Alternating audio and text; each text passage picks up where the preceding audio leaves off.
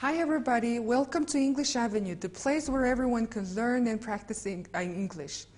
In this lesson, you will learn how to use the to-be sentences in our everyday conversation and use the pronoun instead of now and how to tell the job and occupation or someone's job and occupation. За өнөөдрийн хичээлээр би та бүхэнд ажил мэргэжлийн үгсийн сангийг ашиглан мөн to be sentence дээр орлуулан хин нэгэн ямар ажил мэргэжилтэй талаар хэлж сурна гэсэн үг байна. Мөн түүнчлэн нэр үгийн оронд биеийн төлөөний үгийг хэрхэн ашиглаж сурах вэ гэдгийг үзнэ гэсэн үг байна. Ер нь биеийн төлөөний үг гэдэг бол англи хэлний ярианы хэсгийн маш гол чухал хэсэг байгаа. Монголчууд ярианы 80% нь нэр үгээрээ хэрэглэдэг бахад англичууд харин ярианыхаа 80% нь биеийн төлөөнийг оруулж ярьдаг байгаа гэж би урд нь хичээл дээр хэлсэн байгаа. За ингээд бүгдээрээ хичээл рүүгээ орцгоё. Now the grammar section which is related to today's lesson. За өнөөдрийн хичээл дээр бид нэр хичээлтэй холбоотой дөрмийн хичээлийг үзэх гэж байна. За дөрмийн хичээл үзэхийн өмнө баг зэрэг багшинд тайлбар хиймээр байна. Хэрвээ та бүхэн англи хэллийг үнэхээр сайн хэрэгжилж одоо ярьж сурья гэх юм бол богино хугацаанд гэдэг юм уу сурыг гэх юм бол ялангуяа юм монгол шиг юм хэлний орчин үүсээгүй гараал хин нэгэнтэй англиар ярих боломж маш ховор танхимд сурах юм уу эсвэл англи хэлтэй зарим нэг ресторан кафед харилцах боломжтой ийм үед ямар аргаар сурж болох вэ гэхээр хүнтэй харилцахын хажуугаар давхар дөрмийн хэсгээр анхаарах шаардлага гарна. Тэр нь юу вэ гэхээр ялангуяа focus on the sentences буюу өгүүлбэрийн бүтцээр буюу энгийн, хавсарс нийлмэл, угсарс нийлмэл өгүүлбэрүүдээр анхаарч сурснаар бол бас давхар илүү хурдан ярьж сурах бас бичиж ярьж сурах бас боломжийг үүсгэж өгч байгаамаа. За өнөөдрийн хичээлдэр бид нар болохоор энгийн өгүүлбэрийн нэг хэлбэр болох to be sentence-ийг үзэх гэж байна. Багш түрүү хэлсэн байгаа simple sentence буюу энгийн өгүүлбэр compound энгийн нийлмэл close буюу хавсарс нийлмэл гэх мэт өгүүлбэрийн төрлүүд байдаг.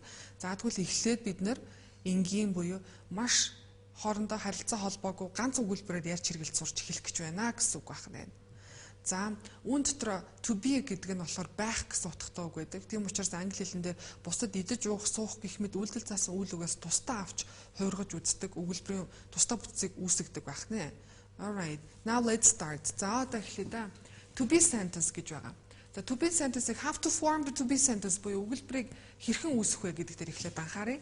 First of all, there should be a subject of the sentence буюу эхлээд мэдээж өгүүлбэрийн эзэн бий эхлэн тийм үү? Өгүүлэх үү I, you, we, they, he, she буюу би, чи, тэр, энэ гэсэн өгүүлбэрийн эзэн эхлэх нь. And then verb of the sentence буюу өгүүлбэрийн үйл үг явдаг. And the last one object буюу тусгахтун одоо өгүүлбэр үлдэгдэл хэсэг орж ирж байна гэсэн үг байна.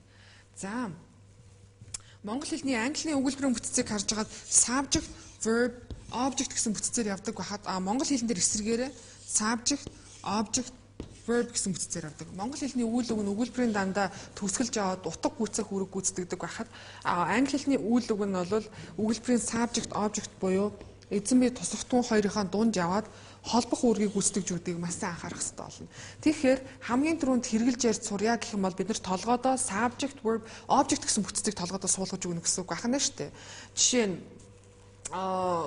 би идэж байна хоол, би сурдаг сургуульд гэдэг ч юм уу бүтцийг толгойдоо суулгаж өгчээж бас хамгийн анхны ярьж өчөж хэрэгжилж сурах үндсэн суурьчин тавигдаж байна гэсэн үг байна. Now let's see. За харъя. I am busy. За to be нөрөө 3 янз байдаг. Am, are, is. Is нь ганц тоон дээр хэрэгэлдэг буюу ганц юмны араас орж ирдэг. Are нь мэдээж олон юм буюу олон хүний араас орж ирнэ гэсэн үг байна. Am нь бол зөвхөн I гэсэн биеийн төлөөний үгийн араас орж ирдэг байгаа. За I би гэсэн биеийн төлөөний үг байгаа. Үүний араас am to be орж ирлээ. And then object орж ирлээ. Нийлээд I am busy гэсэн өгүүлбэр үүсэж байна. За орчуулах юм бол би завгүй байна. Эмиг яасан багш нь байна гэж орчуулан байх гэсэн үг гэж ярьж ирсэн шүү дээ. Busy гэдэг нь ямар юм? Завгүй гэсэн тэмдэг нэр байгаа. So I'm busy. Би завгүй байна. Next one. You are good at dancing гэж байна. За you, we, they-ийг болохоор та нар, бид нар, тэд нар гэж олон тооны биеийн төлөөний үг гэж үздэг. Дандаа олон юмыг орлуулж яадаг. Жишээ нь Туяа and I гэх юм бол туяа бид хоёрыг бол we. Туяа and Sarah. Туяа Сара хоёр гэх юм бол they. Гэх мэт туяа and you, туяатай хоёр гэх юм бол you гэх мэт юм нэгээс дээш хүн бол нэгээс дээш юмсыг төлөөлөн хэлж байдаг учраас бид нар араас нь are олон тооны to be-г оруулж өгч байгаа. You are good at dancing. And next example is you are dancing. You are good at dancing гэсэн жишээ байна. За you, we, they гэсэн биеийнхлийн үгийн хувьд гэх юм бол нэгээс дэш хүн болон эд зүйлийг төлөөлөг хэлж байдаг учраас бид нар араас нь are гэсэн олон тооны төбийг залгах хэрэгтэй байдаг. Тэгэхдээ утга нь бол ялгаа авахгүй байх гэсэн байдаг гэсэн утга шүү дээ. За жишээ нь you гэж үгийг авах. You and Sarah. Саратай хоёр гэх юм бол орлуулад you болно. Sarah and I. Sarah бит хоёр гэвэл we-г орлуулна тийм үү? Sarah and Mary гэх юм бол Sarah Mary хоёрыг бол бид нэр they гэсэн тэд нар гэсэн биеийн нэгээр орлуулж өгч байгаа. Тэгэхээр дандаа олон тоо зааж байгааз тийм учраас араас нь are-ыг оруулж өгч байгаа. Now you are good at dancing гэсэн үгэлбэр байна. За орчуулбал чи бүжиглэхтэй сайн. Ямар юм сайн? Good гэсэн adjective-тэй орж ирж байна. Тийм үү? Good at бүжиглэхтэй сайн гэсэн үгэлбэр байна. Next one. Сайн байна гэсэн үг байна. Тэгэхээр энэ to be юу нь ямар үед хэрэглээд идэм бэ гэхээр идэг хүүх явах суух гэх мэт үйлдэл заасан үйл үг орж ирээгүй. Жишээ нь I'm a teacher, you are a student. Би багш, чи сурагч, оюутан гэсэн үгэлбэр дотор би багш гэдэг дотор үйл үг байхгүй юм тийм үү? Жишээ нь явах суух идэх гэдэгтэй адилхан. Иймэрхүү үйл үгүй өгүүлбэр дотор subject object хоёрыг холбож өгөх линкийн буюу холбох үүрэгтэй орж ирдэг гэдгийг анзаарна. Тийм учраас заавал байна гэсэн орчуулгатай байх албагүй тийм үү? Чи бүжиглэхтэй сайн гэж байна. Энэ дотор яг тодорхой заасан үйл үг байхгүй учраас бид нар are to be-гээр холбоод чи бүжиглэхтэй сайн гэж орж ирж байна гэсэн үг байна тийм. Okay, very good. Now next one. We are at home. We are at home гэсэн үг байна. За энэ дээр мөн адилхан. Гэхдээ энэ тохиолдолд байрлал зааж байгаа учраас бид нар гэртэй байна гэж байна тийм үү? Бид нар гэртэй байна. For example, where are you? We're at home. Ханаа бид нар гэртэй байна гэсэн үг байна. Байрлал зааж байгаа үед бол байна гэж орчуулах нь. Next one, they are students. Тэд нар оюутнууд. Тэд нар суралцагчид гэсэн үг байна тийм үү? Энд бол муу адилхан үйл үг байхгүй байгаа учраас are гэсэн to be-гээр бид нар are they students гэсэн хоёр subject object-оор холбож өгч байна гэсэн үг байна. Next one, he is a doctor. Тэр эмч гэж байна тийм. За энэ шин дээр муу адилхан ажил мэргэц хэрэгтэд ашиглаж байна шүү дээ. Тэр эмч. She is 18 years old. Тэр 18 настай гэсэн үг л байна. 18 years old гэдэг настай гэсэн үг байна тийм. 18 настай гэсэн. Next one, it is hot. Халуун байна. За he гэдэг нь мэдээж ганц тоонд байгаа юм эрэгтэй үнийг нэрлэн тийм үү? Жишээ нь John, Бата, father, brother гэсэн гих мэд эрэгтэй хүүсний эр хүүсний хүнийг бид нэрлэхдээ биеийн нэгээр орлуулахдаа he. Эмэгтэйг нь бол she гэж юм. Sarah, she. Mary, she. My mother, she гэж орлуулж өгнө гэсэн үг. My daughter, she гэх мэттэй орлуулж өгнө гэсэн үг байна. Харин итийн хувьд гэх юм бол хүнээс бусад зүйлийг итээр ганц тоон дээр байгаа зүйлийг итээр хүнээс бусад ганц тоон дээр байгаа зүйлийг итээр хүнээс бусад олон тоон дээр байгаа зүйлийг they гэдэг зүйлээр орлуулна. For example, the board, the самбар it. Тийм шүү дээ. It гэж орж ирнэ. Ring бүгж байлаа гэхэд муу адилхан it гин. Амьгүй зүйл хүнээс бусад зүйл. Cat муур байлаа гэхэд муу адилхан it гин. Хүнээс бусад нэг тоон дээр байгаа зүйлийг it дээр орлуулна гэсэн үг байна. It's hot. За энэ тохиолдолд it би юуг зааж бол. For example, I'm drinking a coffee. Би кофе ууж чад. It's hot гэвэл үг чинь. The coffee is hot. Миний ууж байгаа кофе hot ахна тийм. I'm in the room. Одоо өрөөндөө зөвлөж. It's hot in here гэвэл энэ өрөөнд халуун байна гэдэг ч юм уу тийм. Хэлж гинэ гэсэн үг байна. За to be sentence-ыг ямар тохиолдолд хэрэглэх вэ гэхээр тэмдэг нэртэй цуг хэрэглэнэ. Аливаа нэгэн зүйлийг ямар байгааг хэлэхдээ. For example, it's expensive, үнэтэй. It's cheap, хямдхан байна. He's brainy, тэр их толгойтой. He's an airhead.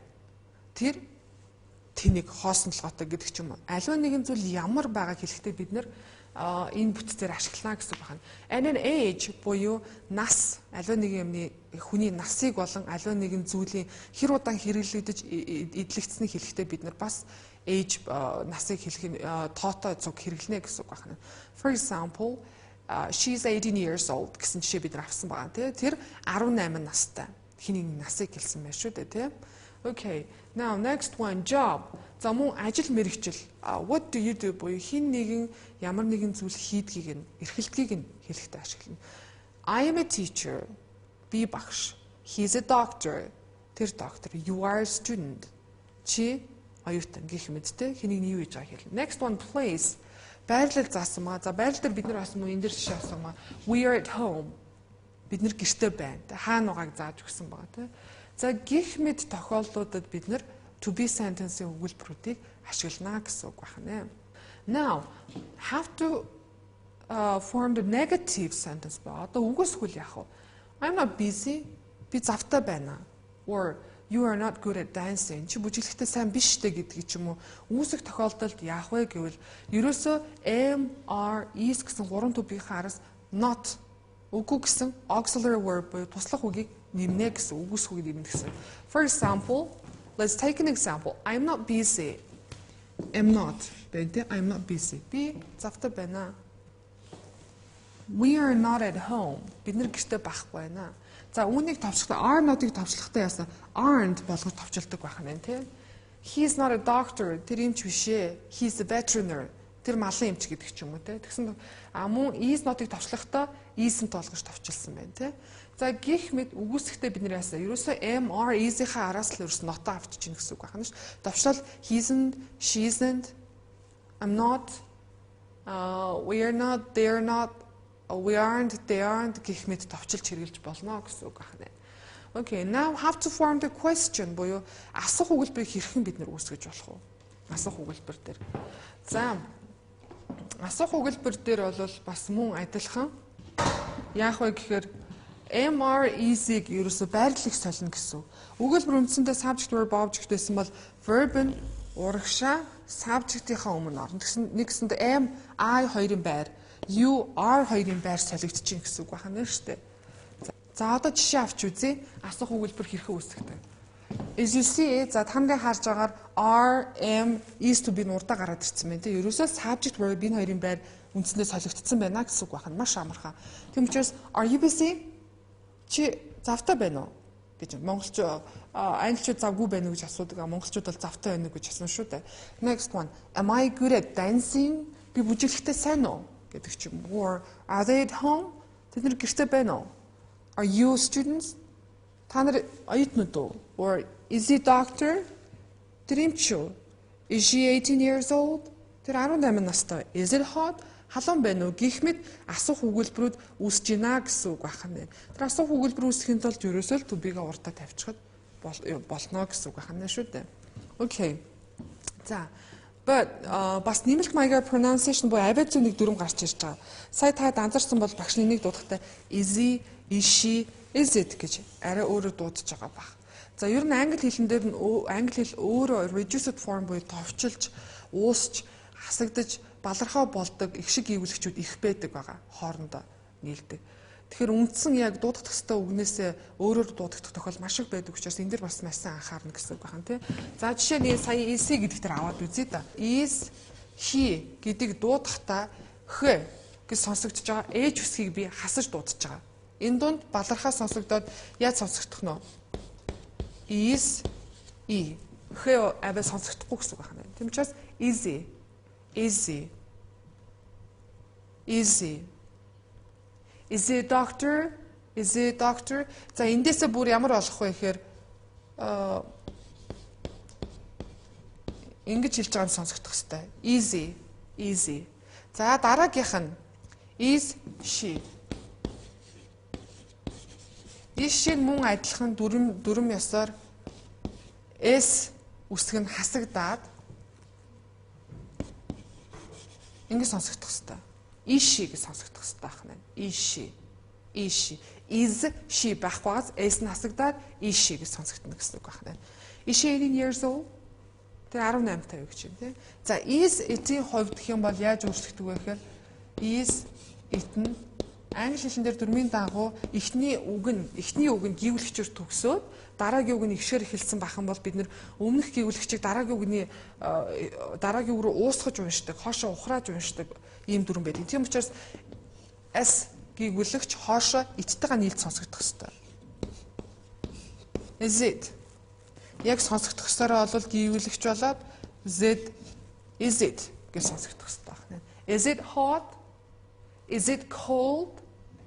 Is it expensive? Гэх мэт сонсогдно гэсэн үг байна. За one more time. Repeat after me. За багшигаа нэг удаа давтаад хэлээд үзээрэй. Easy. Is he? Is he a doctor? Is he a doctor? Next one. Is she? Is she? Is she 18 years old? Is she 18 years old? Is it? Is it? Is it hot? Is it hot?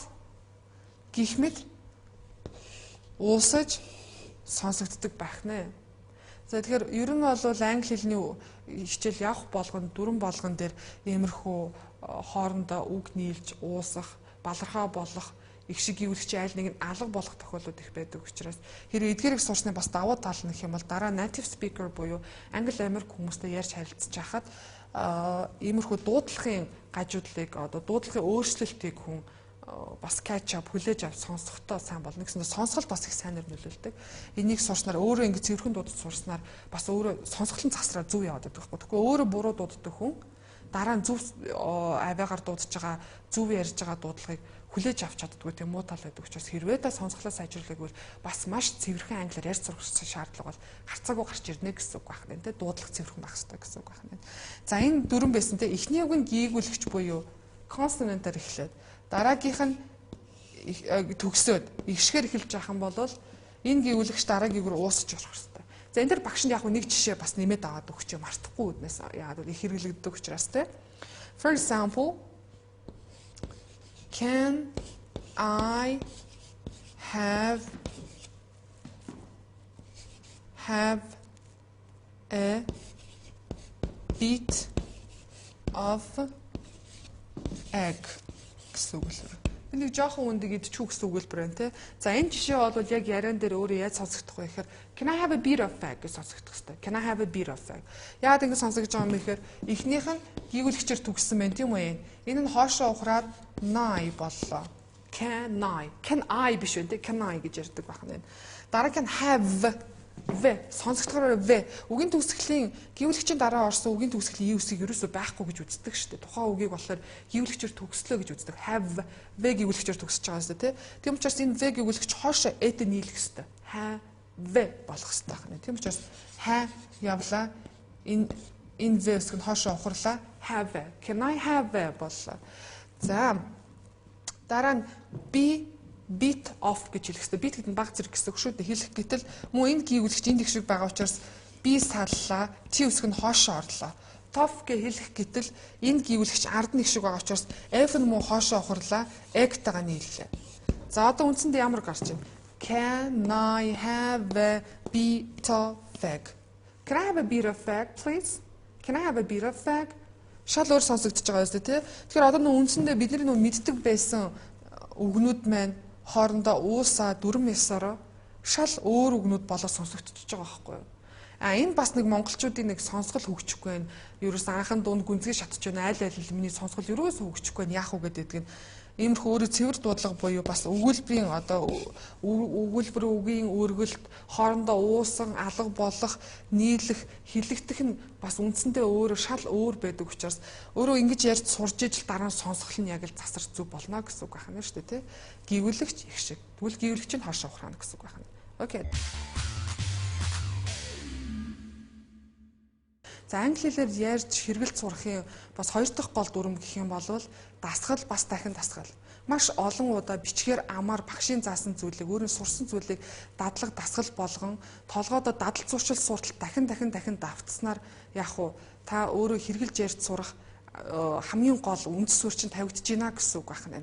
Тэгэхээр үндсэндээ дундчдыг төгсдөл буюу гүнзгий шатанд ортол бол энэ давтах процессыг маш олон шаттайгаар явах хэрэгтэй. Ер нь бол багшийн заасан хичээлийг та сонсоод хараад ойлголоо гэдэг бол сурсан гэсэн үг биш. Яг уу гэхээр үүний дараа дасгал маш олон одоо ам бичиг хүнтэй харилцах одоо бичгийн хэлбэрээр олон янзаар хийж бэж толгой чинь сууж өгсөний дараа тэгээд тэрийг эргүүлээ хэрглэж ашиглаж ярьж сурсныхаа дараа сурлаа гэж заавал тооцож явах хэрэгтэй байна. За одоо ингээд дасгалаа хүлээн авч үзцгээе нөө.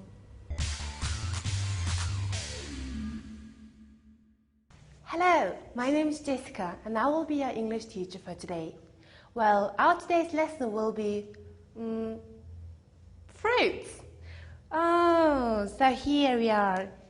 Oh, a banana. This is a banana. Do we have it here? Oh, yes, banana. Well, we have two bananas.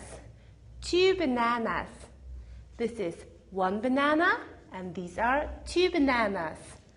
So, we have to write two bananas, which is two bananas, one banana. Next one is, as I see, apple. Where's an apple? This is an apple. This is one green apple. And now we have two apples. Oh, two apples? Yes, apples. Two apples, one apple. Oh, grapes. Oh, I love grapes. So these are like many grapes. This is like one grape, and these are grapes. So you see, grapes, grapes, grapes. This is very sour. This here is a lemon. It is like one lemon, not two, one lemon. We have here plums, very tasty. One plum, two plums. You see, plum. Again, plums. So two plums and one plum. Next one is, I love it in summer. This here is a strawberry. One strawberry, not two strawberries, one strawberry. This here, very small but very tasty, a cherry. Not two cherries, one cherry. Only one cherry. What is this? These two here are mandarines. Mandarine, this one, and two mandarines. Mandarines. Last but not least, this must be the orange. One orange, orange. And now please repeat. Banana, bananas. Apple, apples. Lemon, lemons. Grape, grapes. Plum, plums. Strawberry, strawberries. Cherry, cherries. Mandarine, mandarines. Orange, oranges. So what are all these called? These are all called fruits.